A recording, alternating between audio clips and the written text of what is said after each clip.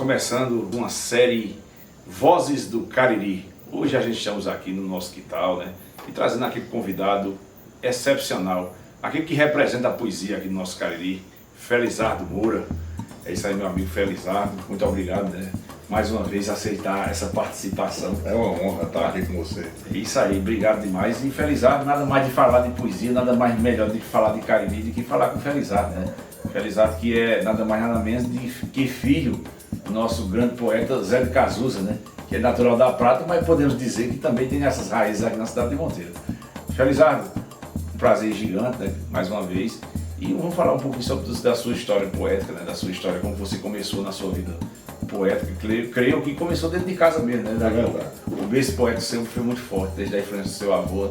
Eu tenho lido, tenho pesquisado, né? E a amizade que temos me faz saber desses mínimos detalhes, mas você vai contar mais detalhes aqui a gente. Felizardo, você tem essa lembrança assim de vários poetas famosos, principalmente poetas aqui do Cariri, como Louro do Pajeú, Pinto do Monteiro, Manuel Chudu e muitos outros. E eu queria que você falasse um pouco sobre esses poetas, né? E principalmente também o poeta, o grande mestre das artes, por que não o doutor das artes agora, Zé de Cazuza. Fica à vontade, poeta, falar um pouquinho de poesia. Obrigado, Ricardo. Pois bem, eu sou o filho caçula da família, né? Zé de Cazuza e do Moura. A gente foi criado ali ouvindo o papai recitar, meu avô recitar, porque meu avô era cordelista. Meu avô era editor de cordel também, inclusive a peleja de Pinto com Antônio Marinho. O meu avô foi quem fez a edição, da primeira edição da famosa peleja de Pinto com Antônio Marinho, que na realidade aquela peleja era toda escrita por Pinto do Monteiro, né? Que as pelejas dos cantadores sempre teve isso, que simulavam uma peleja com o outro, mas na realidade só tinha um autor daquilo. E assim todas as pelejas foram feitas dessa forma, né? Desde os primórdios da cantoria, como a famosa peleja de o Gênio Escravo, Inácio da Catingueira com Romano da Mandágua. Aquilo foi escrito por Silvino Pirauá, um dos primeiros cantadores da Serra do Teixeira, né? Alguns pesquisadores publicaram que havia sido um desafio que tinha durado mais de uma semana, mas não, aquilo foi exatamente um cordel feito pela caneta do grande Silvino Pirauá Lima. E eu desde pequeno tinha esse contato direto com a poesia.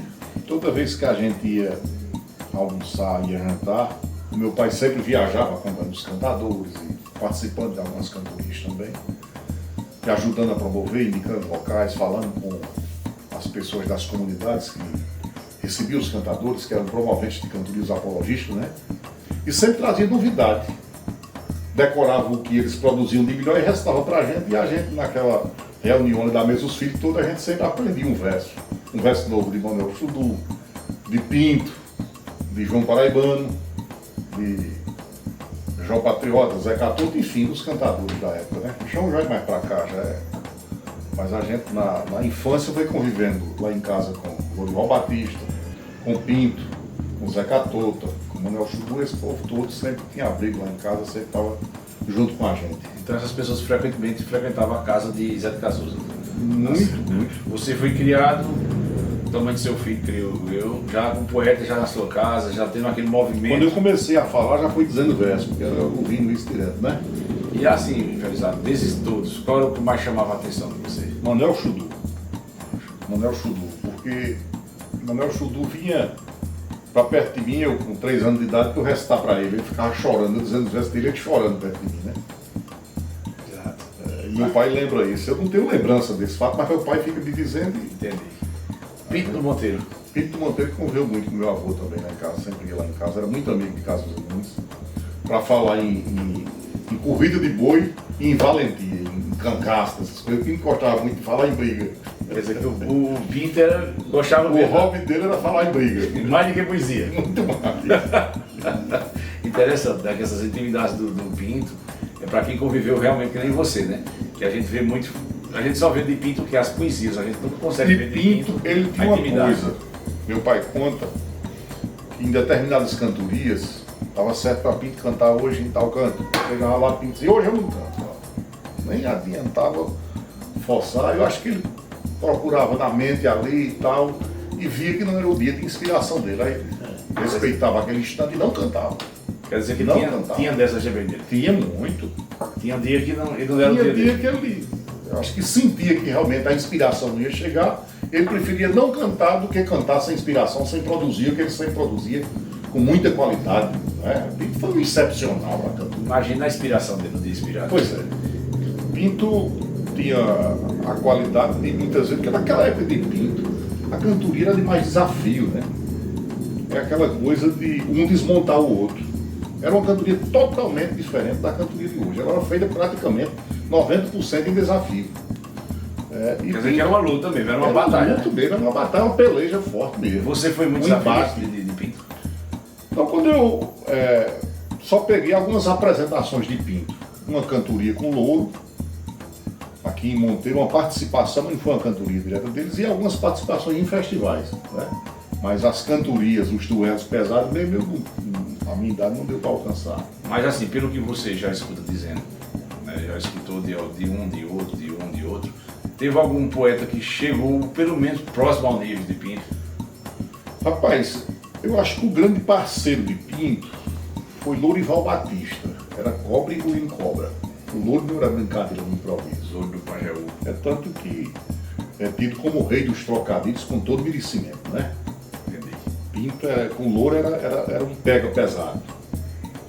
Duas feras, dois gigantes de improviso.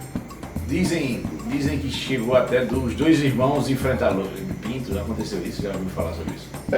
Isso é mais lenda, não tinha essa cantoria. Não teve essa certeza. Aquele Mourão que se diz, aquilo foi uma brincadeira, né? Não era cantoria oficial, não teve essa cantoria de três. Né? Entendi. E um dos batistas diz, Louro e Otacílio, né? Pinto enfrentando os batistas, só termina aperreado. Aí o outro diz, você aperta daí que daqui vai apertar. E ele no meio dos dois, pode apertar que eu resisto, que eu estou igualmente a Cristo, com um ladrão de cada lado. É como se fosse uma glosa, né? Exatamente. Uma brincadeira em algum ambiente, depois de uma cantoria, né? Sempre tem esses encontros, realmente tinha antigamente. Mas não é nada de cantoria oficial mesmo, esse duelo, não. Falar de Pinto de Monteiro e não falar de verso e de seus parceiros é uma coisa que não existe, né? É verdade. Então, eu creio que, Felizardo, você tem muitos versos de Pinto que você declama, né? Que você se lembra, né? Eu acho que você passou a vida inteira escutando versos de Pinto. Demais. Quais são os que você se lembra, os que mais chamaram a atenção sua? Rapaz, tem muita coisa grande de Pinto, principalmente em respostas, né? Respostas fulminantes contra os seus opositores. Como com João Furiba. Furiba disse, agora estou namorando uma jovem que me adora. Aí Pinto advertiu a paquera de Furiba, disse, ele namora a senhora, e a outra se aparecer, e outra se aparecer. E a nega dele na prata só tem faltado é morrer lavando roupa de ganho para vestir e para comer. E estava no Rio Grande do Norte, com a paquera, terminou um verso dizendo, agora arranjei na festa, Pinto disse, eu admiro Furiba com 4 ou 5 caseiras, para umas faltando roupas, para outras faltando feiras. Ele disse, tem uma em Cajazeiras, tem outra em São José. Tem o Zefinha na Prata e Carmelita em Sumé, aí tava uma paquera nova, disse, e agora arranjei mais esta para completar a maré. Aí Pinto disse, essa daí sei que é, honesta, educada e forte. Talvez seja a mais bonita do Rio Grande do Norte. Eita, Furiba feliz, ô moço, pra não ter sorte. Isso era a característica do Pinto, né? Você Era. eliminar seu oponente rapidamente. Né? E a história interessante, Furiba me contou, muita gente conta essa história, mas eu vou contar da forma que Furiba me contou. Né? Mocinha de Passira, nova, bonita, cantando bem, já despontando. A maior cantadeira da história da cantoria é Mocinha de Passira. Ainda hoje canta muito. Né? E Mocinha veio aí pra Sertânia, nessa época o Pinto morava em Sertânia, e Pinto começou fazendo uns baião com Mocinha, e lá vai, ela ficou na casa de Pinto, Pinto apaixonou-se por Mocinha. Aí aparece Furiba novo, inventou a mocinha que tinha umas cantorias para fazer com uns usineiros em Alagoas. Tudo mentira de fora, não tinha nada disso. Só para carregar a mocinha, tirar de perto de pinto. Mocinha não conhecia a peça, iludiu-se. Furiba botou mocinha no dentro, pegaram o trem, Alagoas. Aquele tempo o trem passava. A primeira noite, fizeram um baiãozinho safado, de improviso ali, porque não tinha nenhuma cantoria realmente. O dinheiro que ganharam, mocinha foi-se embora para Passira e só deu para João comprar a passagem de volta no trem. Né? Mas ainda quando partiram, nessa noite, Pinto com a dor de cotovelo, roendo demais, virado no cão com raiva de Furiba. Aí gato velho patiçar Pinto, disse: ô Pinto, me dê notícia de mocinha de Passira. Ele disse: viajou com João Mentira, já foi chamando de João Mentira. Viajou com João Mentira, toda metida a donzela. Ele dizendo onde passa, que é o namorado dela. Não presta ela, nem ele, não canta ele, nem ela. Aí, na volta, Furiba desceu a estação, sem dinheiro. Disse: mas rapaz, é danado, tem que enfrentar a fera. Tirou para a casa de Pinto. Ele morava perto da ferrovia, perto da linha do trem. Uma casinha que nem energia tinha.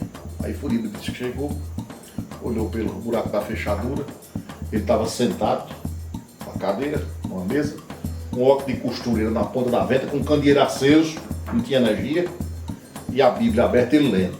Isso era meia-noite. Aí Furiba disse, tomou coragem, disse: vou chamá-lo. Pinto. Quando ele ouviu, pensou: Furiba, apagou o candeeiro, pronto. Aí Furiba disse: eita, festa, voltou para a rodoviária, foi dormir no chão da rodoviária. Tu tava com raiva. Tava com raiva, virado no campo. Tem mais outra obra de Pinto assim que chamou a atenção assim? Tem muita coisa, ele mais Lorival. Lorival disse, cantando com Pinto, disse: Pinto, agora se prepare para cantar um desafio. Ele disse: eu senti um calafrio quando ouvi você dizer que o velho da minha idade não tem mais o que perder, por isso é que eu não me importo de matar nem de morrer. É uma saída de briga da gota, né? Desafiou o cabra do verso. É. Muito interessante essa parte. E algo de Lorival. Aí tem outra coisa interessante, Ricardo, dele com Pinto, de Louro com Pinto, uma resposta muito grande que Pinto deu a Louro. Aquela coisa do trocadilho, tira letra, bota letra, né? E ele fazia com maestria. Aí foi pra cima de Pinto, disse: tira a letra e bota a letra é coisa que não carece. Tira a letra, o nome mingua. Bota a letra, o nome cresce. E o nome fica do jeito que o dono dele não conhece. Show. Voltando ao nosso bate-papo aqui, que está muito interessante falar de Pinto de Monteiro. É bom demais, é sadio demais falar de Pinto, né? Principalmente das suas travessuras, que digamos assim, são travessuras, né? E suas respostas na ponta da língua. Mas Pinto também teve grandes participações, né, Felizardo? Fala um pouco assim das participações de Pinto com seus parceiros. Pinto recebeu muitas homenagens depois que faleceu, né? Uma das mais belas foi aquela que Zé Luiz disse: Pinto foi a mais dura palmatória, enfrentando crendices, lendas, raças. Outro herói não conquista suas taças, outro aeto não galga sua glória. Outro homem não deixa a sua história, outro gado não canta em seu terreiro. Outro pinto não sobe ao seu puleiro e outro artista não vive a sua idade. E a viola soluça com saudade e repentes de Pinto do Monteiro. Aí tem outro que ele fala em todos os grandes da cantoria, mostra as qualidades de cada um, mas diz que Pinto tem todas aquelas qualidades com mais qualidade ainda. Ele diz: Lorival foi veloz e muito agudo. Diniz pinta a paisagem com meiguice. Ivanildo é o rei da matreirice. Dimas foi catedrático, teve estudo. Pinto era um bocado de estudo, paisagista, veloz, culto e matreiro. Anormal, superando por inteiro os limites da genialidade. E a viola soluça com saudade dos repentes de Pinto do Monteiro. Ele diz: Pinto fez coisa difícil de outra pessoa fazer. Fez o tempo lhe esperar, a morte lhe obedecer, só aceitou ir com ela quando abusou de viver. Sebastião Dias estava cantando com João Paraibano no programa Em Afogados, na Rádio Pajeú. Era um encontro com a poesia, que ainda tem esse programa na rádio, né? Aí começaram a falar da morte de Pinto, aí Sebastião Dias disse: hoje a bandeira do nego hasteou só a metade. A Paraíba chorou, como irmã com saudade, porque o rei do repente partiu para a eternidade. E teve aquela homenagem que Jansen fez numa rádio de São Paulo de improviso, que é aquela coisa monstruosa também, né? Uma coisa... Jansen Filho. E outra homenagem belíssima que quem recebeu também foi o João Paraibano, naquele LP que foi gravado em 91, João Paraibano e Sebastião Dias, que é o LP Prelúdios Nordestinos, quando eles cantam aquele mote Patrimônio Imortal da Poesia, né? Tem um verso de Pinto que eu acho admirável, de João, que eu acho admirável em homenagem a Pinto. Esse mote que ele disse: o Nordeste tristonho lembra até da toada que Pinto sofejava, da bengala de pau que ele escorava e da sandália pequena no seu pé, do seu óculos de grau e de um boné de uma bíblia sagrada quando lia. Tudo o que perguntasse ele sabia, só nas aulas de Deus tudo aprendeu. O Nordeste chorou porque perdeu o seu maior patrimônio de poesia. Grande demais. E Dedé Monteiro fez Não Há Mais Cascavel de Bota Armada na Avenida Apertador do Repente, né? Esse mote eu não estou em Catarina, mas o mote Dedé é dizendo o seguinte: diz, no seu tempo, no brasileiro piso, Pinto Velho a macaca segurava, e infeliz do poeta que tentava desbancá-lo cantando de improviso. Cascavel venenosa, cujo guiso conservava calado e não batia, mas da hora em que a presa aparecia, o veneno comia de esmola, jararaca assanhada da viola, patrimônio imortal da poesia. Esse poeta era grande demais. Né? Dedé Monteiro. Grande. Falar de Cariri, falar de poesia, a gente também não pode deixar de fora o inesquecível poeta Zé Marculino, né? Daqui da cidade de Sumé. Né? E o grande Zé Marculino também fez história na família, na sua família, né, Felizardo? Demais. Marculino era como se fosse um membro da nossa família. É compadre dos meus pais, Walter, grande humorista da família Marculino. Grande Walter, tive o prazer de conhecer. Uma figura adorável e engraçada demais. Os filhos de Zé Marculino são como se fossem irmãos da gente, né? Papai com Zé Marculino é como se fossem irmãos. Uma amizade muito grande, convivia muito lá em casa. Inclusive, a última noite que Marculino dormiu na vida foi lá em casa, no dia 18 de setembro de 1987. Amanheceu o dia, a mamãe estava matando uma galinha, porque dia 19 é o aniversário, né? Aí mamãe disse: compadre, não vá agora, fique por aqui pra gente almoçar, comer galinha aqui comemorando o aniversário de Felizardo. Ele me chamava de Petinho, aí me deu um abraço, me deu um cheiro. Ô Petinho, meus parabéns. Mas comadre, eu vou ter que sair. Tem umas coisas para resolver. Aí andou pro Sumé, seguiu com ele, né? Foi com ele, foi para Sumé, foi para um vaquejado em Ouro Velho. De lá foi para São José do Egito. Antenor voltou. Ele pegou Manuel e Heleno, dois poetas lá em São José. Em Tabira eles ficaram e ele seguiu viagem. Após Afogados aconteceu o fatídico acidente, que Sebastião Dias deu mote, dizendo: a estrada matou quem escreveu o mais belo poema da estrada, fazendo alusão naquele belíssimo poema que Marculino escreveu sobre a estrada, né? Exatamente. Aí papai disse: a estrada não teve complacência de poupar um poeta cantador, que cantou sua terra, seu louvor, lhe tratando com tanta deferência. Não lembrou-se que aquela inteligência precisava rever sua morada. Foi ingrata, perversa, desalmada. Machucou o seu crânio e ele morreu. A estrada matou quem escreveu o mais belo poema da estrada. Meu compadre e colega, quase irmão. Ele começou esse verso dizendo no Mãe Sumé. O cabo disse: você conheceu o Zé Marculino? Papai disse: não. Saiu. Meu compadre e colega, quase irmão.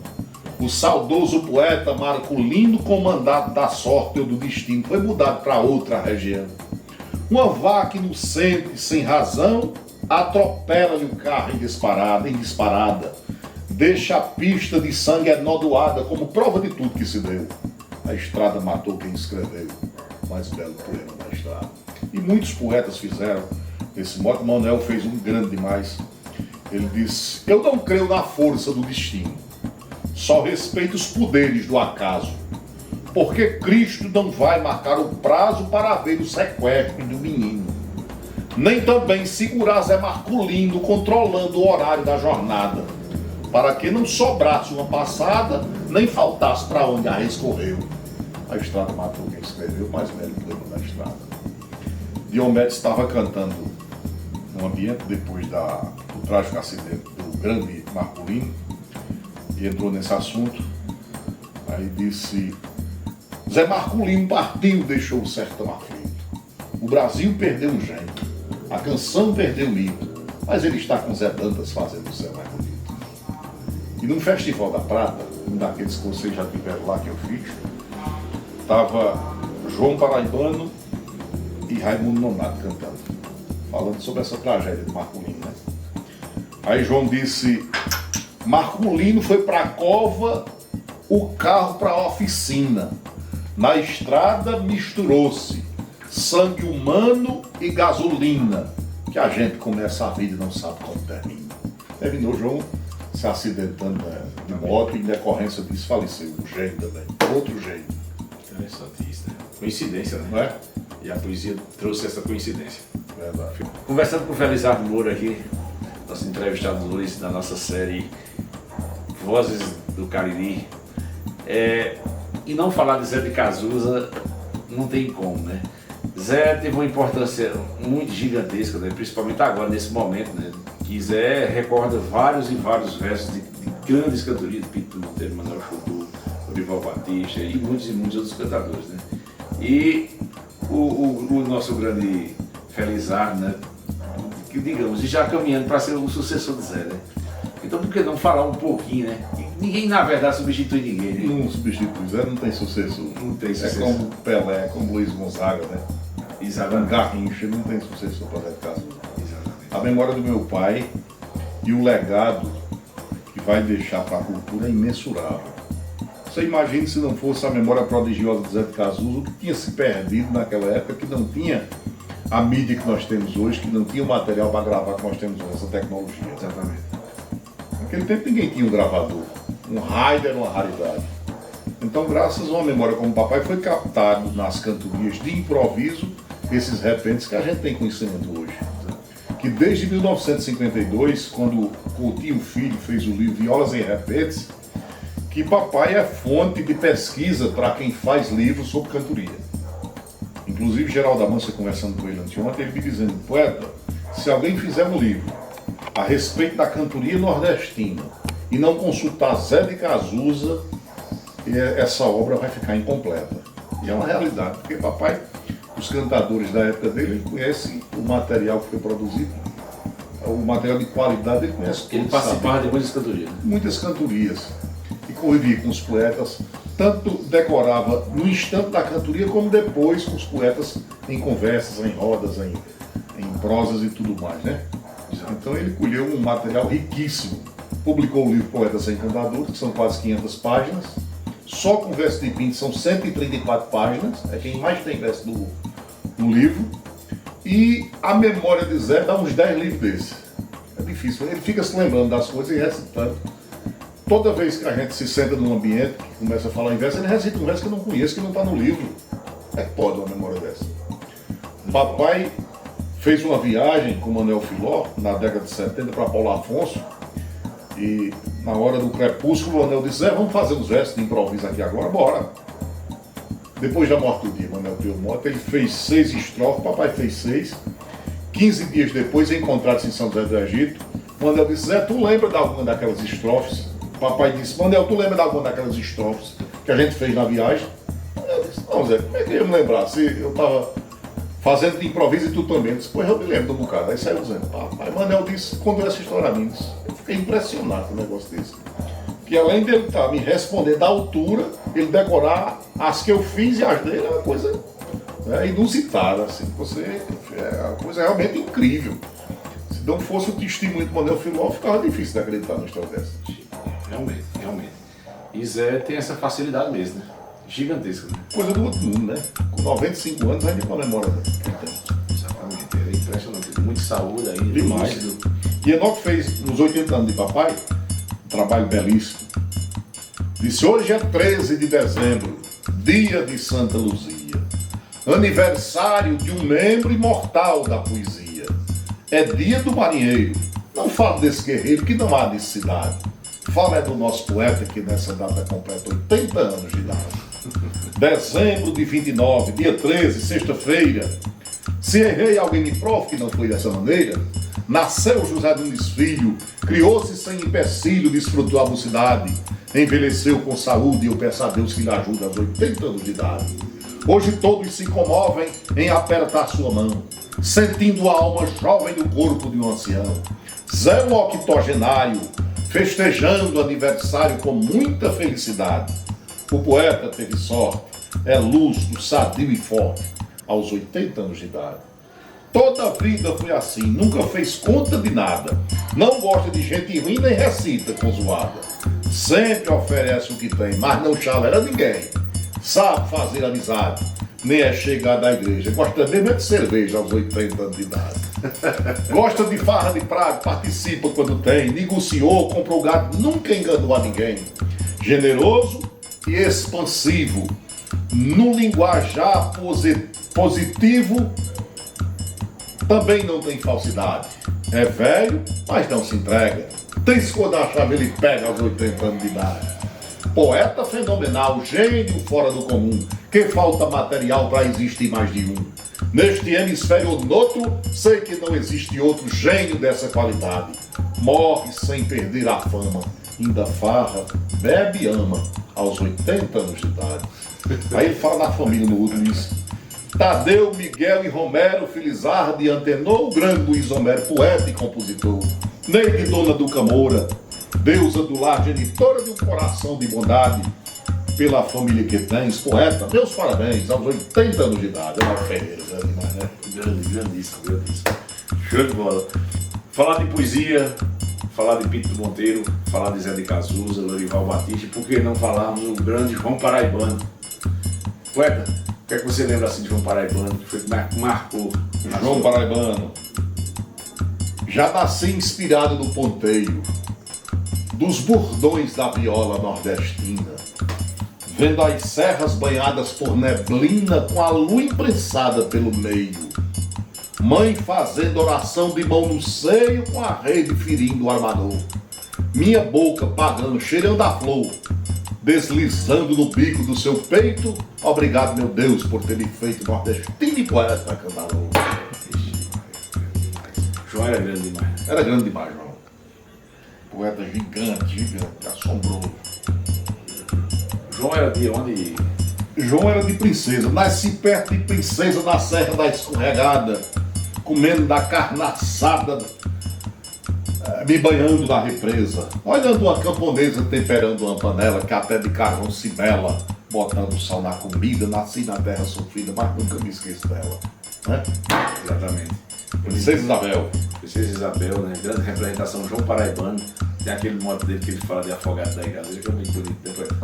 Pra dar a lembrança. Sebastião Dias cantando Marília em São Paulo, dizendo que vinha, no outro dia vinha para Afogados. Se ao passar em Afogados, diga a minha esposa bela, que eu derramei 2 lágrimas sentindo saudade dela. Senti sede, bebi uma, a outra eu guardei para ela. Bonito demais. Era um odiar João um dia. Tua rosa era falsa e tinha espinho e teu perfume era cheio de veneno. Ele disse, eu queria viver da união. Tu querias viver do episódio. Que pareces que tens sombra de ódio encobrindo o véu do coração. Uma noite dormias com João. Outra Zé, outra Pedro e outra Leno. Uma pomba não tem direito pleno a dormir com 2 pombos num só ninho. Tua rosa era falsa e tinha espinho, e teu perfume era cheio de veneno. Grande João Paraibano. Bonito, poeta. A coisa do outro mundo, né?